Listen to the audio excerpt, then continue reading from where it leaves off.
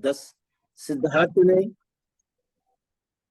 सिद्धार्थ ने संग को इस बात की याद दिलाई और सावधान किया कि कोलियों से निरंतर झगड़ते रहने के कारण साक्य संग बहुत कुछ कौशल नरेश के हाथ का खिलौना बन गया है।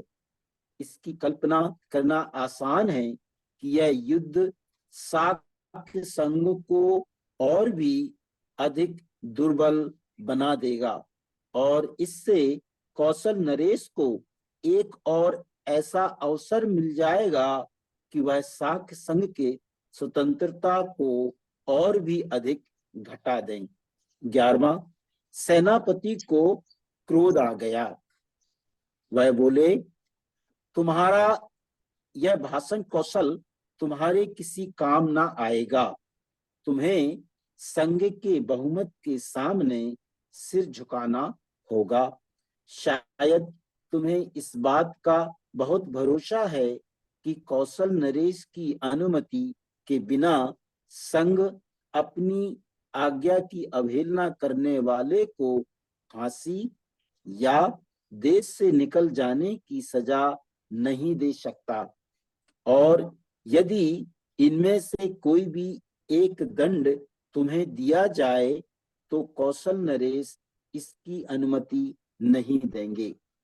12वां, लेकिन याद रखो, संघ तुम्हें दूसरे अनेक तरीकों से दंडित कर सकता है।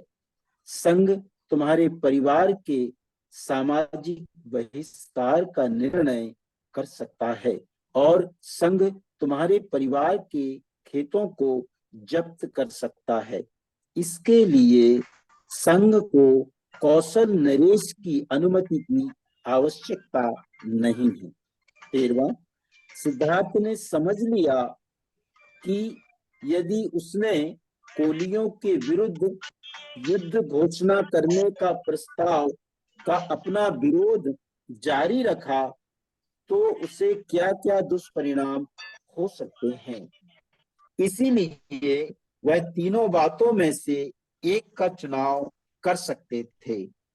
पहली बात है कि सेना में भर्ती होकर युद्ध में भाग ले सकते थे, नंबर 1 था। नंबर 2, फांसी पर लटकना या देश से निकाल दिया जाना स्वीकार कर सकते थे और नंबर 3 है कि अपने परिवार के लोगों का सामाजिक बहिष्कार और उनके खेतों की जब्ती के लिए राजी हो जाना।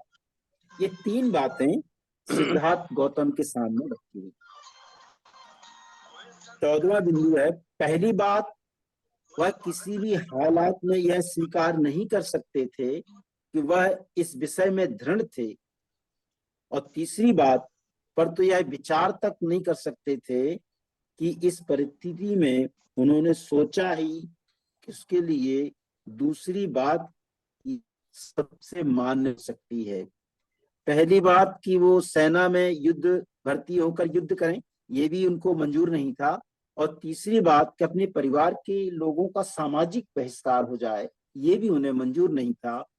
तो सिद्धार्थ ने दूसरी बात जो थी कि अपने परिवार के लोगों फांसी पर लटकना या देश निकाल दिया जाना स्वीकार करना उनको सबसे अच्छा लगा।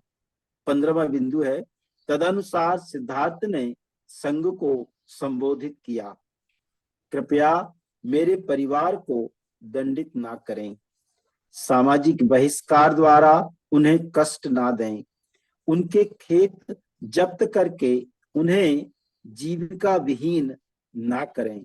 वे निर्दोष हैं, अपराधी मैं ही हूं, मुझे अकेले ही अपने अपराध का दंड भोगने दें, चाहे आप मुझे फांसी पर लटका दें और चाहे देश से निकाल दें, आप जो चाहें दंड दें, मैं खुशी से इसे स्वीकार कर लूंगा और मैं इस बात का वचन देता हूं कि मैं इसकी शिकायत कौशल नरेश से ना करूंगा।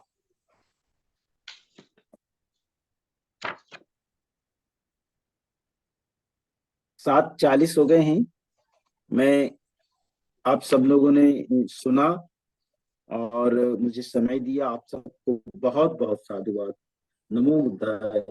जय की।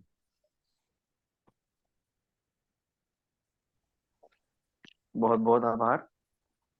अ, आज का वाचन में बहुत ही स्पष्टता से आपने सर वाचन किया और सभी ने ध्यानपूर्वक उसे सुना।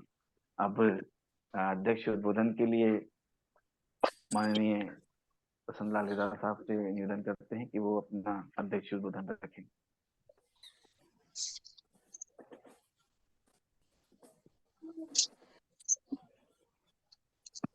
माननीय प्रसन्न लाल लीला सर। जी, आवाज आ रही सर? जी जी सर, आ रही है आपकी आवाज सर। बहुत बहुत साधुवाद।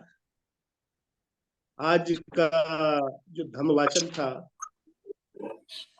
माननीय एलपी अमृत बौद्ध साहब के द्वारा जो धम्म वाचन किया गया, वो इतनी स्पष्टता से किया गया है, जो एक एक शब्द सभी के मन में पूरी तरह बैठते गया है। और मैं समझता हूँ कि आज का धम्म वाचन माननीय अमृतलाल बौद्ध साहब द्वारा किया गया, जो बहुत ही सराहनीय, बहुत ही अच्छा लगा। सभी को एक एक बात पूरी तरह से समझ में आई। और ऐसा धम्म वाचन मैं समझता हूँ कि सब कोई करने का प्रयास करें। जब कभी भी किसी का नंबर आए तो इस तरह से ठहराव के साथ में एक एक शब्दों को पूरी स्पष्टता के साथ वाचन करें, तो इससे सारी बातें सबके मन में बैठ जाती हैं। और जिस तरह ये आज का धम्मवाचन में जो विषय था, संघ के साथ भेद, तो इसमें दिखाई दिया कि जब ये नदी के पानी को लेके दो संघों में विवाद हुआ, जिसमें दोनों तरफ से युद्ध की स्थिति बन गई, और शाक वंश के जो सेनापति थे वो भी चाह ही लिए थे कि नहीं, अब युद्ध होना ही चाहिए, बिना युद्ध के अब किसी तरह का समझौता होना ठीक नहीं।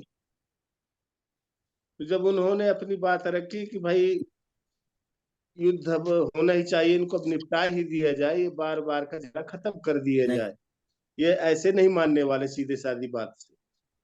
तो इसका सिद्धार्थ गौतम ने विरोध भी किया कि भाई यह बात ठीक नहीं है, क्योंकि बैर को बैर से शांत करना संभव नहीं है। बैर से ही बैर शांत हो सकता है।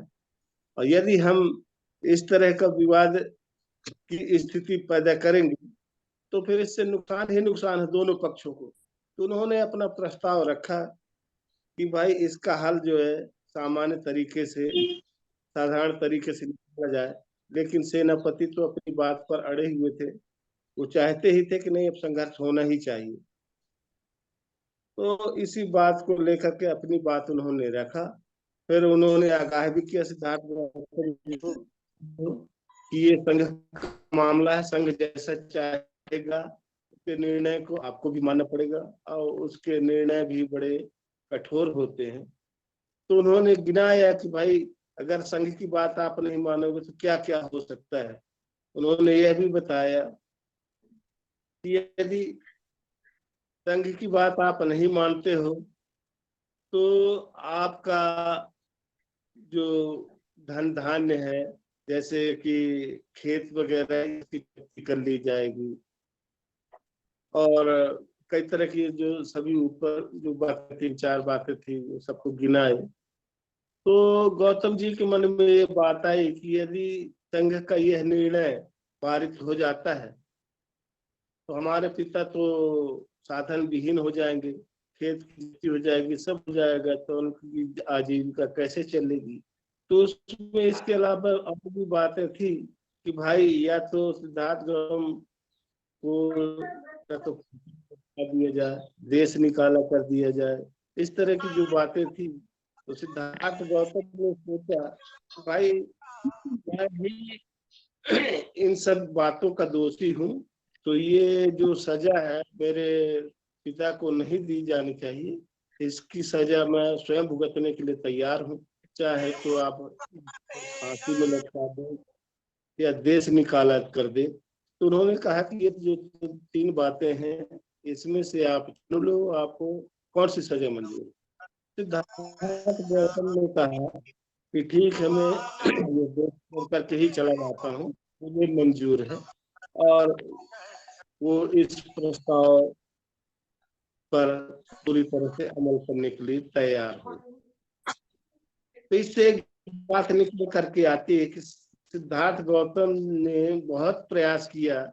उन्होंने चाहा कि कितनी धीरे धीरे ये जो है संघ लड़ाई की ओर जा रहा है, और यदि ऐसा हुआ तो पता नहीं क्या क्या हो जाएगा, रक्तपात हो जाए।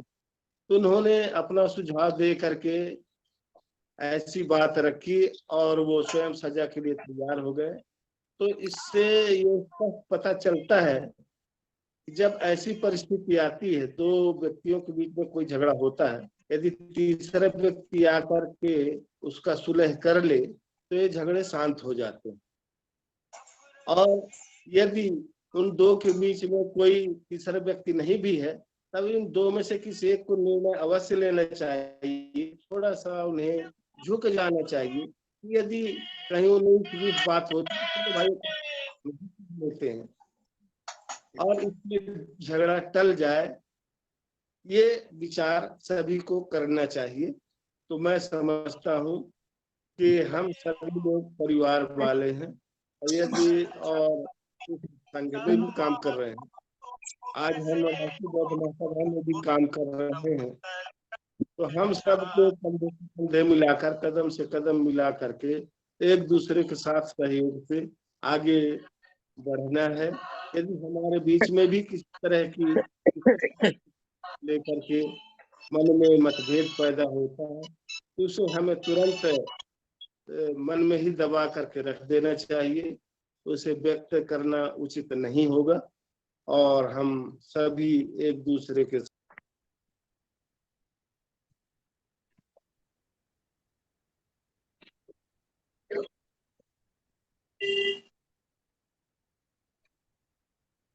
भारती साहब इतना बड़ा संघर्ष कर रहे हैं। हम देख रहे हैं कि जब से हम जुड़े हैं तो उनका खराब होने के बाद भी वो दिन रात इसी पर चिंतन करते रहते हैं, मेहनत करते हैं, भाग दौड़ करते हैं।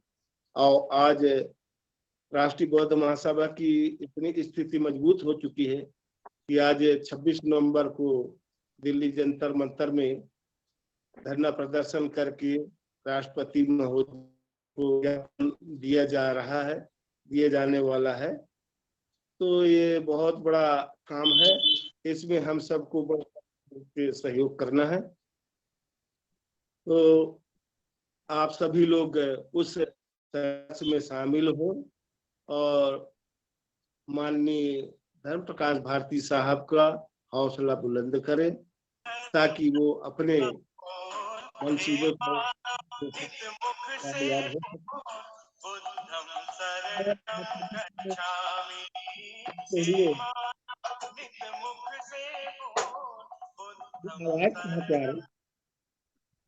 हेलो। हाँ सर, आप कंटिन्यू हेलो। रखें सर। जी सर, आपकी आवाज आ रही है। हाँ, तो अब मैं आपसे एक बात निवेदन करना चाहूँ, क्षमा कर चाहते हुए, कि ये इतना बड़ा काम होने जा रहा है जो दिल्ली में, मैं वहां पर पहुंचने में असमर्थ हूँ, क्योंकि मेरे बड़ी बेटी के ससुर जी का स्वर्गवास हो चुका है और 25 तारीख को ही उनकी 10वीं है। वह आगरा के कार्यक्रम में भी गए हुए थे और माननीय चंद्र साहब के द्वारा मंच पर उन्हें सम्मानित भी किया गया था। उनका उद्बोधन भी हुआ था उस मंच से। उसके 2-3 वर्ष बाद आज वो हम सबको छोड़कर चले गए हैं। तो क्योंकि अब उनकी जगह में मुझे उस कार्यभार को कुछ देखना पड़ेगा, मेरी बेटी का ही वो ससुराल है, इस वजह से मैं उसे दिल्ली कार्यक्रम में नहीं पहुंच सकता। मुझे अफसोस जीवन भर रहेगा कि मैं दिल्ली के कार्यक्रम में शामिल नहीं हो सक रहा हूँ। तो मैं इसके लिए सबसे चाहूंगा और आप सब लोग जाएंगे, मैं चाहूंगा कि मुझे भी उसका दृश्य वीडियो के माध्यम से दिखाया जाए तो मुझे भी खुशी होगी। इन्हीं शब्दों के साथ मैं अपनी बात को समाप्त करते हुए और संचालक महोदय को आगे की कार्यवाही के लिए मैं अनुमति प्रदान करता बहुत बहुत हूँ। बहुत बहुत आभार सर। और आपने जो आज का वक्तव्य दिया है, अध्यक्ष वक्तव्य दिया है जो, वो बहुत अच्छा था और पूरा अपने उसमें विश्लेषण कर दिया। इसमें एक चीज छूट रही थी, जो जो भ्रांति है चैप्टर में, जो क्लियर हुई है भ्रांति कि बुद्ध चले गए थे कि एक बीमार व्यक्ति, एक बूढ़े व्यक्ति को देख के, एक मृत व्यक्ति को देख के वो घर छोड़ के भाग गए थे। बताया नहीं था कि भ्रांति हर जगह है। इस भ्रांति को बाबा साहब ने अपने ज्ञान से इस भ्रांति को खत्म किया है और उस पुस्तक में, इस ग्रंथ में उसका पूरा का पूरा विवरण दिया है। कैसे नदी के विवाद में झगड़ा हुआ और उसको ना हो उस वजह से उन्होंने घर को छोड़ा था। हम लोग लुम्बिनी गए थे तो वहां पर गाइड था, वो गाइड भी हमें यही बता रहा था कि यहाँ से घोड़ा कूद के यहाँ से बुद्ध जो सिद्धार्थ गौतम थे वो घर छोड़ के चले गए थे। हमने बोला यार ये गाइड भी तक ये बता रहा है, मतलब गलत चीज बता रहा है हमें। हमें गाइड की जरूरत ही नहीं है, हमने बुद्ध का धम्म पढ़ा है, हमें गाइड की आवश्यकता नहीं है, हम तुम्हें सिखाएंगे। हमने उसी टाइम उसको पैसे दिए, जितने भी बात हुई थी उससे पैसे दिए। हमने लगा तुम गलत चीज सीख रखी है। तो बुद्ध और ग्रंथ में ये बहुत सारी चीजें हैं जो भ्रांतियां बाबा साहब ने खत्म की हैं, और इसीलिए हम सबको इस ग्रंथ का प्रचार प्रसार बड़े स्तर पे करना है। और हुआ भी यही है कि हम देखते हैं जहाँ भी हमारा प्रोग्राम होता है या दूसरे प्रोग्राम होते हैं तो बुद्ध और उनका सबसे पहले दिख जाता है। तो उसकी बिक्री बहुत तेज हो गई है, बहुत बढ़ गई है। बहुत घरों में ये पहुंच चुका है संविधान के साथ साथ। और हम लोग इसी प्रयास में रहते हैं कि इसका ज्यादा से ज्यादा प्रचार हो और घर घर में ये पहुंच जाए, और एक ही पुस्तक को लेके ही वाचन हो, एक ही पुस्तक को लेके ही चर्चा हो, और उसी का ही एग्जाम्पल हो, जो भी हो उसी का हो।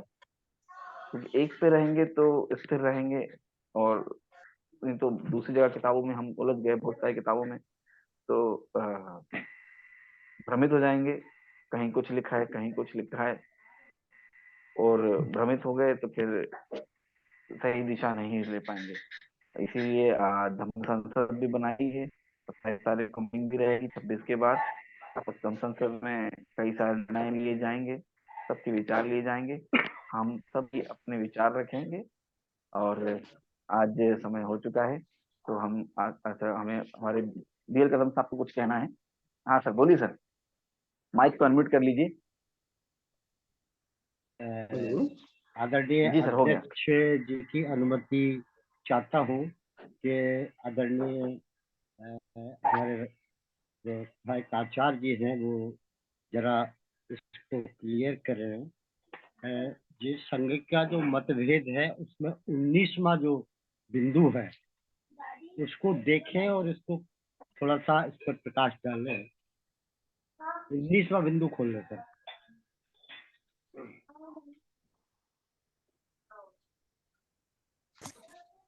माइक खोल ले सर अपना, आचार्य जी माइक खोल ले।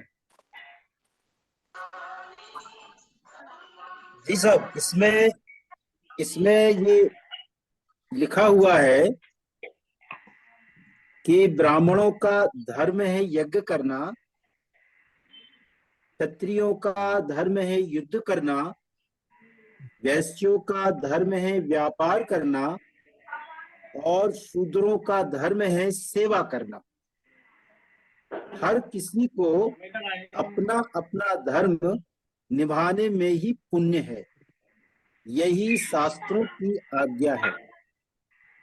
क्या शास्त्रों का शास्त्र लिखे जा चुके थे क्या उस समय? अंग्रेजी एडिशन क्या कहता है?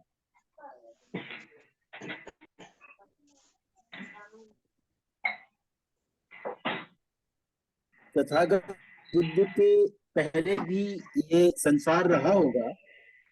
ये अपन तो अभी 2500 वर्ष की बात कर रहे हैं, तो उसके पहले भी संसार रहा होगा।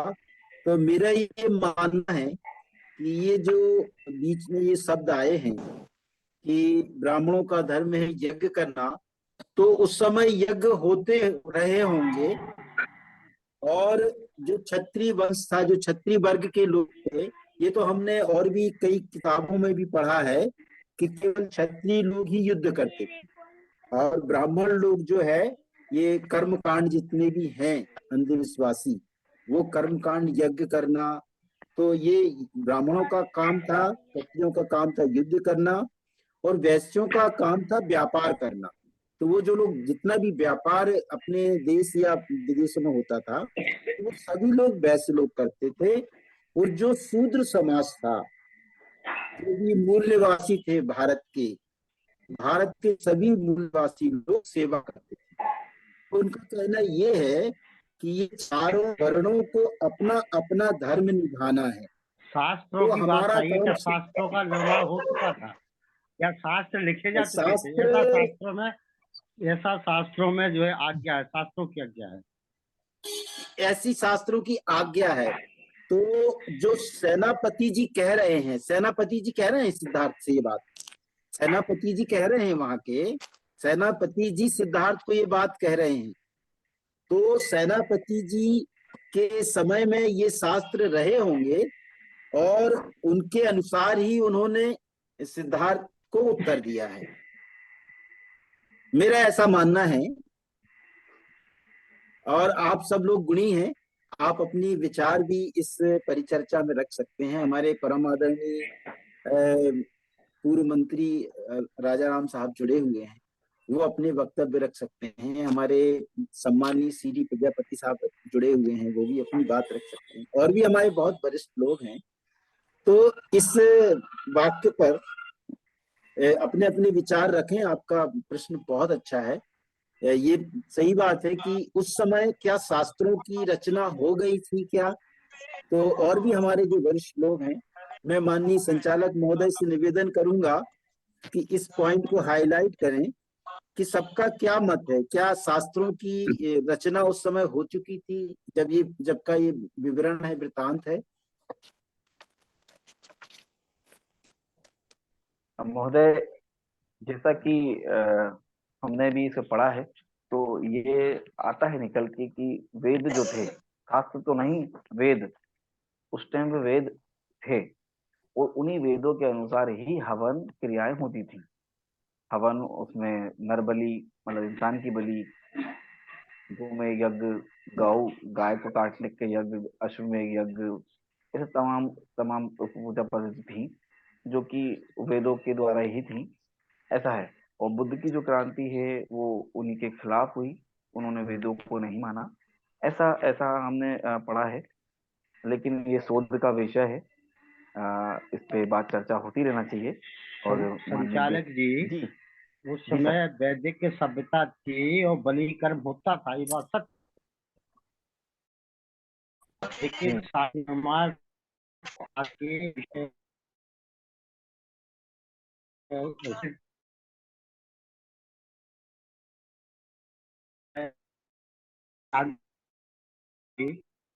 तो उसमें स्पष्ट सारा सब कुछ लिखा के वेदों की,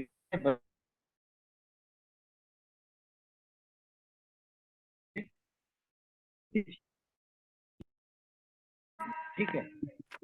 क्रांति प्रतिक्रांति में स्पष्ट लिखा हुआ है, पहले की घटना है। मतलब ये 4000 ईसा के 4000 साल पहले जो है कबीलों का निर्माण हुआ, कबीलों के बाद में जातियों का निर्माण हुआ, और जातियों के निर्माण होने के बाद में जो है वेदों का निर्माण बाद में। आपने कई सारी पुस्तकें पढ़ी हैं और आपने मार्गदर्शन भी हम सबका कर दिया कि क्रांति प्रतिक्रांति में ये वर्णन है। बहुत बहुत आभार आपका सर। और इतने सारे गुणी लोग हमारे साथ जुड़े हुए हैं, कहीं ना कोई किताब कुछ ना कुछ पढ़ाई है। तो और जब बाबा साहब ने कोई किताब लिखी है तो उससे बाकी के सारी किताबों का बात खत्म हो जाती है। बहुत बहुत आभार। मेरा मतलब था अंग्रेजी एडिशन ने क्या करता है हमारा, बाबा साहब ने उसमें क्या कोट किया, क्या ये वाला बिंदु बाबा साहब ने इसमें स्पष्ट किया होगा कुछ, ये मेरा कहने का मतलब।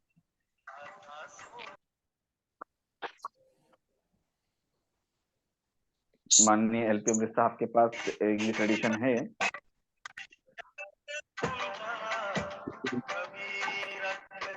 अगली बार ले लें अपन। जी और बिल्कुल बिल्कुल आज का बिल्कुल समय तो हो गया है, इससे अपन अगली बार इसको नोट करके रखेंगे कि क्योंकि क्योंकि अपन सबको पता होना चाहिए, और हमारे साथ कई सारे साथी हैं वो उसमें चर्चा में हिस्सा भी ले लेंगे, तो हम इसे अगली बार ले लेते हैं। तो समय हो चुका है, तो हाथ जोड़ के बैठ जाएं हम सब सत्ता के।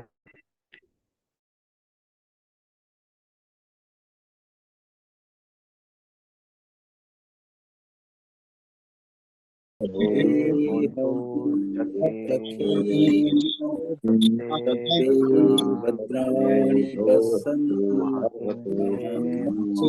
दुःखभाग्यमा सर्वे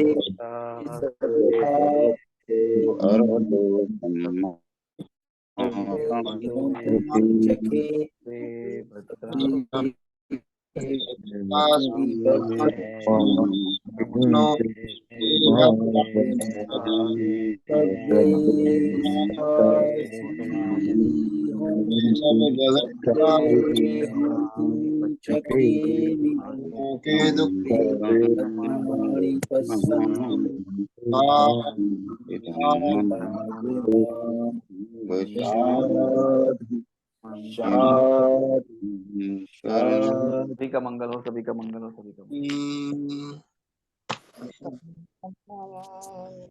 सभी को जय भीम, नमो बुद्धाय, सभी का मंगल हो, सभी का जय भीम, नमो बुद्धाय, जय भीम, सभी लोगों को नमो बुद्धाय, जय भीम। नमो बुद्धाय।